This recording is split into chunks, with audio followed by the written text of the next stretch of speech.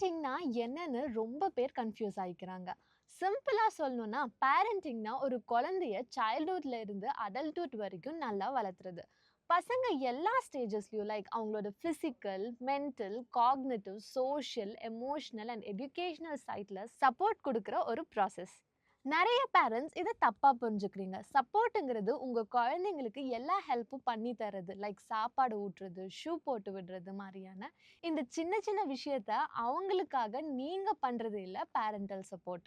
பேரண்டிங்னா அவங்க தானே ஸ்ட்ராங்கா யோசிக்க, சொசைட்டியோட மிங்கிள் ஆக, எமோஷன்ஸ ஹேண்டில் பண்ணி படிப்புல ப்ரோக்ரஸ் ஆகணும்னு சப்போர்ட் பண்றது. ஒரு எக்ஸாம்பிள் சொல்றேன். ஒட்டகச்சிவிங்கி இருக்குல்ல, ஜிராஃபி. ஸோ ஒட்டகச்சிவிங்கி குட்டி பொறந்ததும் தரையில விழுந்துடுமா. அந்த குட்டிய ஈன்ற தாய் ஒட்டகச்சிவிங்கி என்ன செய்யும்னா, குட்டிக்கு மெதுவா பின்னாடி ஒரு உத கொடுக்குமா. நம்ம இத பார்க்கும்போது, என்னடா இந்த தாய் ஒட்டகச்சிவிங்கி இப்படி மனசாட்சியே இல்லாம நடந்துக்குதுன்னு நெனைப்போம். ஆனா, அந்த ஒவ்வொரு உதைக்கும் குட்டி தானே நிக்க கத்துக் குடுக்கிறதுக்காக தாய் ஒட்டகச்சிவிங்கி குடுக்குற ட்ரெய்னிங். இதுதான் ரியல் பேரண்டிங். எப்பவுமே குழந்தைங்கள தூக்கி வச்சுட்டே இருக்காம, கீழ விட்டு அவங்கள லைட்டா தட்டி குடுத்துட்டே இருக்கணும். ரீசென்ட்டா ஒருத்தவங்க சொல்லி கேட்டுருக்கேன். என் பையன் படிக்க வேணாம், என் பிசினஸ டேக் ஓவர் பண்ணிருவான். ஆனா, எடுகேஷன் தான் ஒரு பேரண்ட் குடுக்கக்கூடிய முக்கியமான இன்வெஸ்ட்மென்ட். பேங்க்ல கோடி ரூபாய் டெபாசிட் பண்றத விட, நல்ல படிப்பு குடுக்கிறது தான் லைஃப் டைம் லெசனா இருக்கும். நான் ஒரு பேரண்ட்ட பார்த்தேன். ஆக்சுவலி ஒரு பையனோட அப்பா. வீடு இருந்தது. ஆனா, மகனுக்கு ஹையர் எஜுகேஷனல் படிக்கணும்னு சொன்னதுக்காக, அவங்க அந்த வீடையே வித்து தன் மகனோட படிப்புக்கு உதவி பண்ணாரு.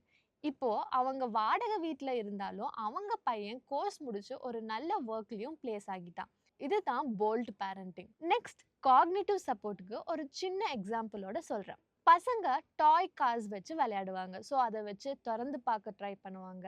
இதுல என்ன இருக்கு? எப்படி ஓடுதுங்கிற கியூரியாசிட்டிய அவங்கக்குள்ள ஓடிக்கிட்டே இருக்கும். ஸோ, அந்த கார் ஏதாச்சும் நோண்டி உடைச்சிருவாங்க, இல்ல கீழ போட்டுருவாங்க.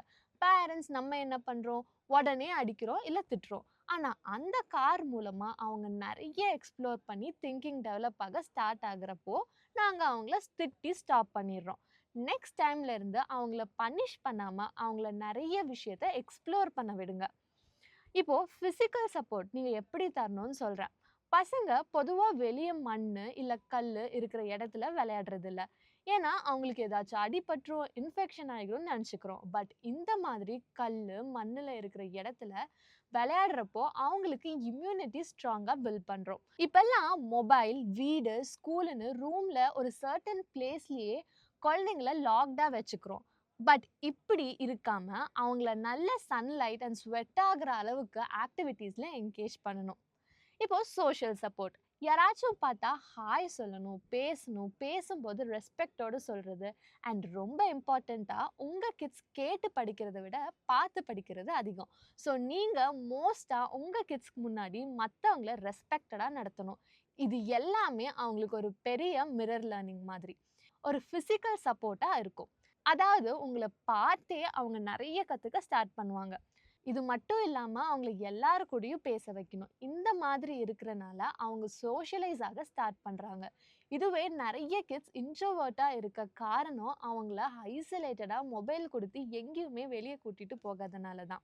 லாஸ்ட் அண்ட் ரொம்ப இம்பார்ட்டன்டான ஒண்ணு. Emotional support. உங்க கிட்ஸோட ஃபீலிங்ஸ உங்ககிட்ட ஓப்பனா கம்யூனிகேட் பண்ற அளவுக்கு ஃப்ரீடம் குடுங்க. சில டைம் அழுவாங்க, சிரிப்பாங்க, ஒரு அப்செட்டா இருப்பாங்க. அது எல்லாமே அவங்க உங்ககிட்ட ஷேர் பண்ற அளவுக்கு ஒரு பாண்டிங் கிரியேட் பண்ணணும்.